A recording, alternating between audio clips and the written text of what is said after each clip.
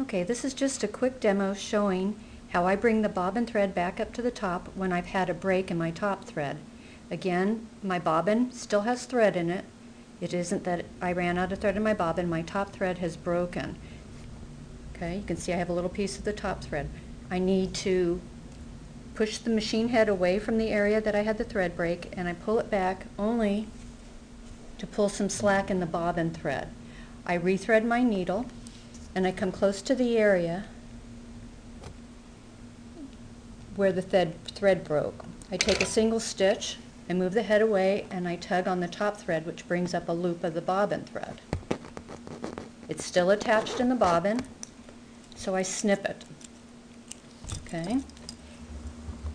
Now I need to work my way back here and pull out enough stitches that will allow me to have enough length of the bobbin thread and the top thread that I can tie an overhand knot in and bury it.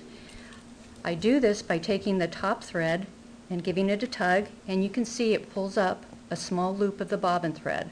I take the eye of a needle and I pull that up so that I have both top thread and bobbin thread. I would continue removing stitches until my two thread tails were long enough for me to tie an overhand knot in them and bury them, which I've shown in my two previous YouTube videos. Now when you go to bury that knot, you want to make sure that you bury the knot in the hole that the bobbin thread was coming out of. You don't want to bury the knot in the hole that the top thread is coming out of. This is really important if you have contrasting threads, top and bobbin, because if you don't go into the correct hole, you're going to have a small stitch of that bobbin thread showing on the top.